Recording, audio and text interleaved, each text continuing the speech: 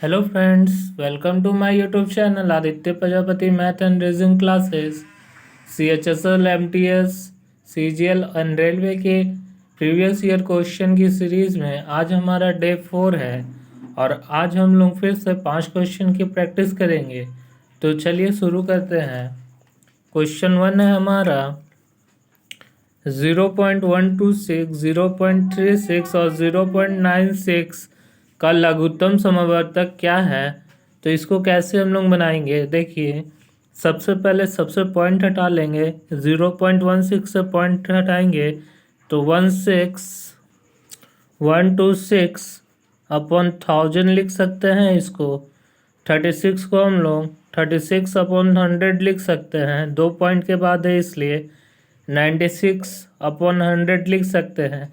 अब करना क्या है, ऊपर वाले का एलसीएम लेंगे और नीचे वाले का एचसीएफ लेंगे।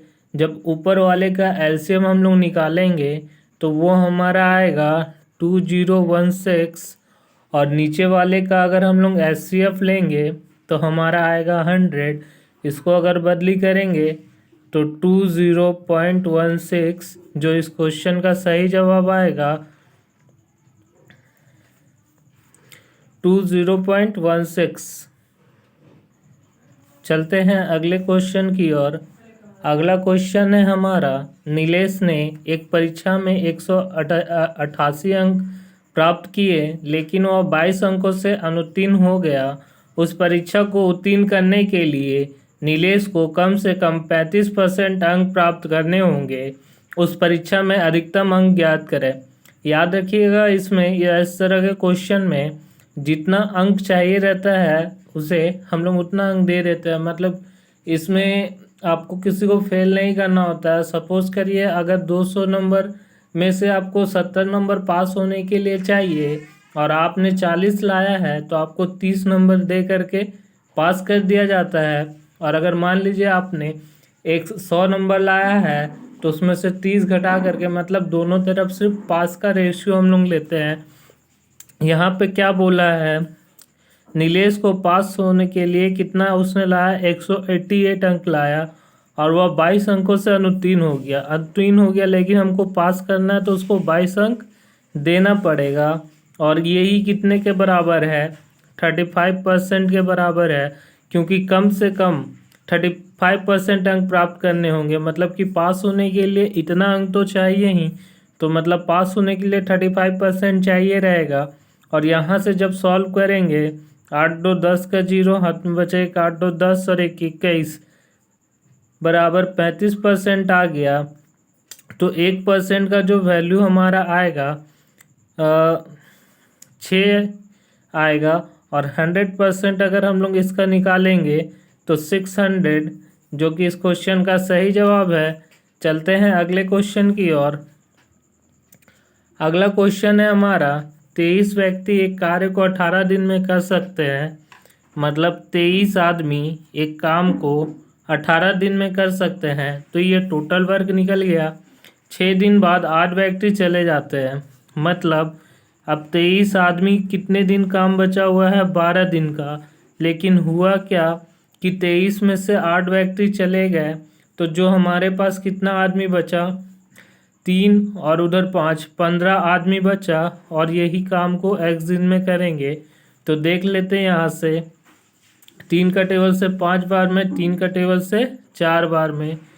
तो 23 चौके 92 अपन में 5, 5 एकम 5, 5 अठे 40 और 5 चौके 20, जो इस क्वेश्चन का सही जवाब है 18.4। चलते हैं अब अगले क्वेश्चन की ओर। Question number 4। क्वेश्चन नंबर 4 है हमारा, दो संख्याओं का अनुपात, दो संख्या a तथा b का अनुपात 5:8 है। यदि a और b में प्रत्येक में 5 का योग कर दिया जाए तब अनुपात 2:3 हो जाता है। a और b में अंतर क्या है। आप लोगों को मैंने रेशियो एंड प्रोपोर्शन चैप्टर में चेन रूल बताया था। अगर आपने नहीं देखा है तो जा करके एक बार रेशियो एंड प्रोपोर्शन चैप्टर को देखें, उसके बाद इस क्वेश्चन को समझ में आएगा। देखिए इस तरह के क्वेश्चन में क्या होता है, दो हम लोग को रेशियो टर्म रहता है और एक कांस्टेंट टर्म रहता है, तो हम लोग चैन रूल का यूज़ करते हैं। जैसे ए और बी 5:8 के अनुपात में है, प्रत्येक में कितना जोड़ा गया 5, तब कितना हो जाता है 2:3, और जोड़े कितना 5 इधर भी प्लस 5 इधर भी प्लस। तो चेन जैसे बनता है उसी तरीक़े से क्रॉस क्रॉस हम लोग गुना करते हैं।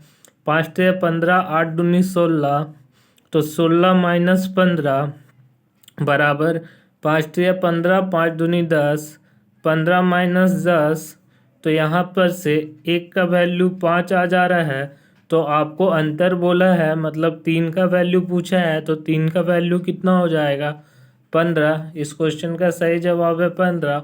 और यहाँ पे हमेशा बड़ा माइनस का टर्म में नहीं, हमेशा यहाँ पे डिफरेंस देखा जाता है, प्लस माइनस यहाँ नहीं लिया जाता है। ठीक है, चलिए क्वेश्चन नंबर 5 की ओर। क्वेश्चन नंबर 5 है हमारा, एक वस्तु का अंकित मूल्य 600 है, 16 सही 2/3 की छूट देने के बाद दुकानदार को 25% का लाभ अर्जित करता है, वस्तु का क्रय मूल्य क्या है। देखिए 16 सही 2/3% को हम लोग 1/6 लिख सकते हैं, मतलब ये हमारा MP है और ये हमारा छूट है। तो MP कितना है हमारा 6 और SP कितना, मतलब 1 का छूट दिए, मतलब कितना में बेचे 5 में।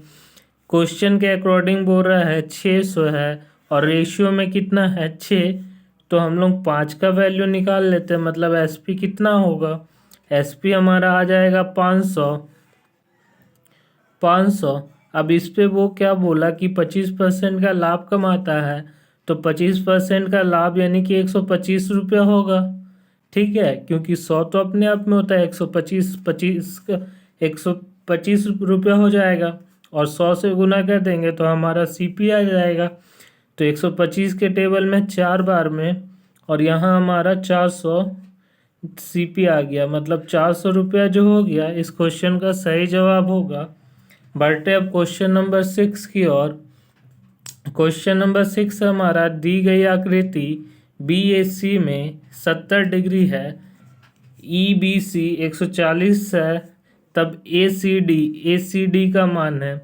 देखिए आप लोगों को रेखिक योग में पता होगा कि अगर एक लाइन है उस पर कितनी भी लाइन इंटरसेक्ट करती है एक बिंदु पर, तो ये जो पूरा एंगल होता है 180 डिग्री का बनता है। ठीक है, लाई करती है तो पूरा एंगल 180 डिग्री का बनता है।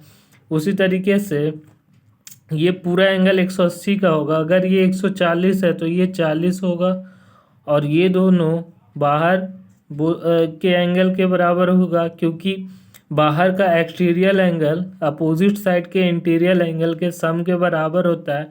70 और 140 110 डिग्री होगा, तो इस क्वेश्चन का जो सही जवाब है वो 110 डिग्री आएगा। ठीक है, आप लोगों को कैसा लग रहा है कंटेंट, आप लोगों को कमेंट करके बताना है, और डेली 5 क्वेश्चन की प्रैक्टिस करना है। ऐसे ही प्रैक्टिस करने से हम लोगों का मैथ बहुत अच्छा हो जाएगा। और अगर आप लोगों को वीडियो पसंद आ रही है तो लाइक करें, शेयर करें, और ज़्यादा दूसरों तक पहुंचाएं, और इस चैनल को ग्रोथ करें। अभी ये चैनल न्यू है तो इसलिए आप लोगों की सपोर्ट की ज़रूरत है, तो सपोर्ट करें और चैनल को आगे बढ़ाएं। धन्यवाद, मिलते हैं अगले क्विज़ में।